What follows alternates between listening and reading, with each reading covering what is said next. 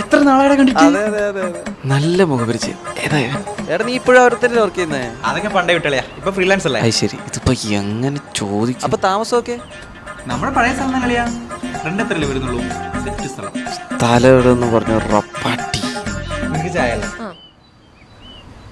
അതെ, അവന്റെ full name എന്തായിരുന്നു?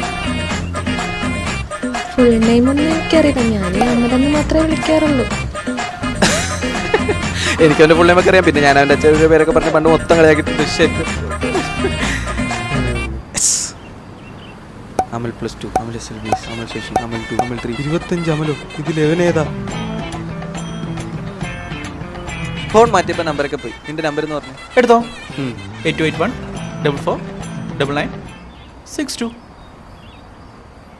ഈ നമ്പർ ഫോണിലല്ല.